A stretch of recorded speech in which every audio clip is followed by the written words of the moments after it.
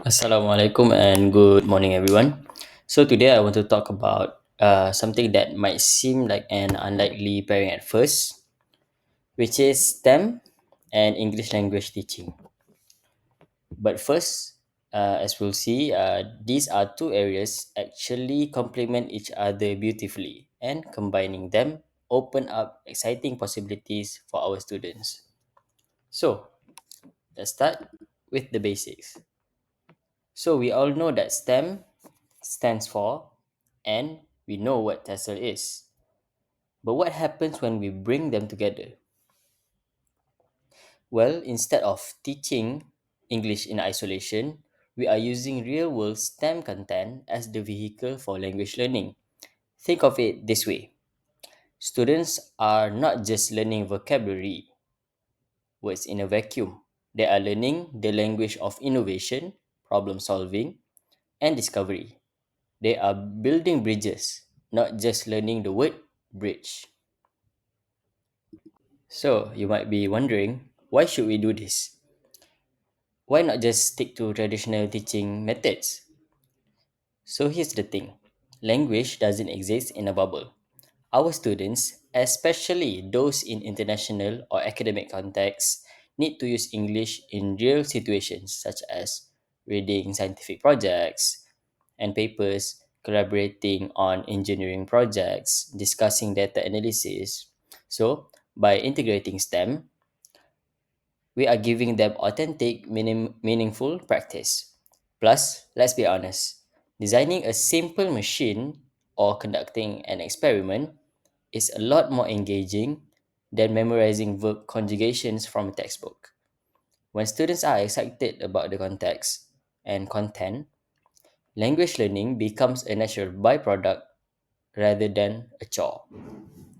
So, next, let me break down the specific benefits for our language learners. First, they are acquiring academic vocabulary naturally. Words like hypothesis, variable, calculates, which words they will actually need in higher education. Second, they are thinking critically in English, not just translating from their first language. They are also learning to collaborate, negotiate, and explain their thinking, which are all essential communication skills. And perhaps most importantly, they are using language for a real purpose.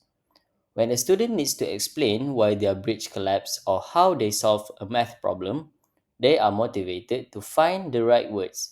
So that is authentic communication. So, what does this look like in practice? Let's start with science.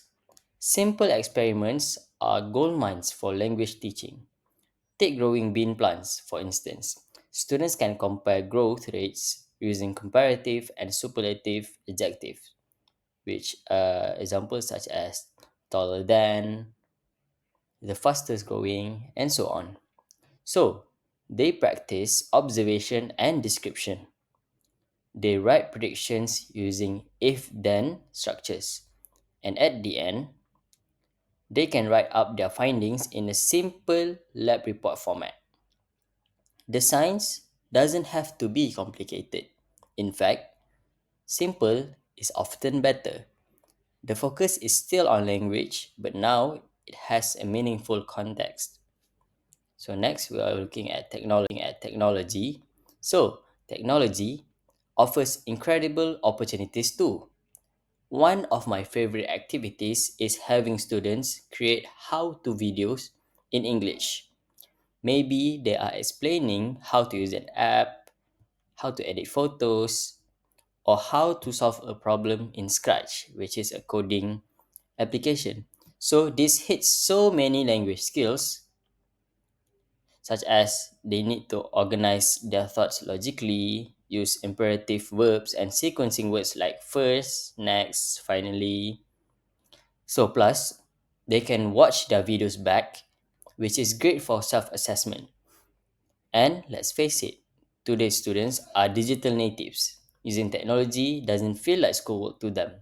It feels natural. So, as for engineering, engineering activities are where things get really hands on and exciting. The classic egg drop challenge is perfect. Students work in teams to design a device that protects an egg from a fall. But before they build anything, they have to present their design proposal in English. They are using language like we will construct in order to, because they are debating ideas, justifying decisions, and learning from failures. And here's the beautiful part: when something doesn't work, they have to analyze why and try again.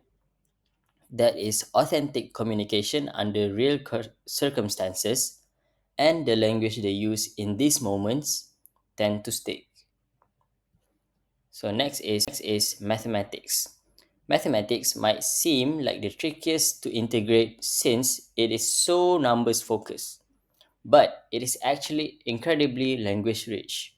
Word problems, for instance, require careful reading comprehension. Having students create and conduct surveys brings in question formation, data vocabulary, and presentation skills. When they graph their results, they practice describing trends such as increase by, remain stable, and drop sharply. You can even have beginners to do simple things like measure objects around the classroom and compare them. The key is making the mathematics meaningful and connected to their lives, so the language they are learning has immediate application. Alright, so now I know what some of you might be thinking. Well, this sounds great, but how do I actually implement this? Especially with lower level students. My advice is to start small. You don't need to overhaul your entire curriculum overnight. Try one mini project. And yes, you will need to scaffold heavily. British essential vocabulary, give students sentence frames like I think this happened because dot dot dot, or our results show that dot dot dot. Model the kind of academic language you want them to use. The beautiful thing is you can adapt any STEM activity to different proficiency levels. Beginners might label diagrams and use simple present tense, while advanced students write full analytical reports. The content stays engaging, you just adjust the linguistic demands. Okay, as for challenges and solutions, so I think that we have to be very realistic. There are challenges, of course. Maybe you are thinking, I am an English teacher, not a science teacher. That is very valid, but you don't need to be an expert.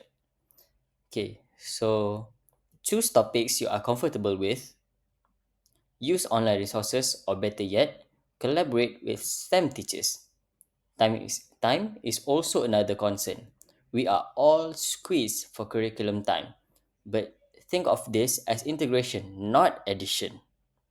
You are still teaching language objectives, just through different content. As for assessment, focus on both the language and the process. Did students use target vocabulary? Could they explain their thinking? Did they collaborate effectively? So, the thing is, you are not grading the accuracy of their scientific conclusion as much as how they communicate about it.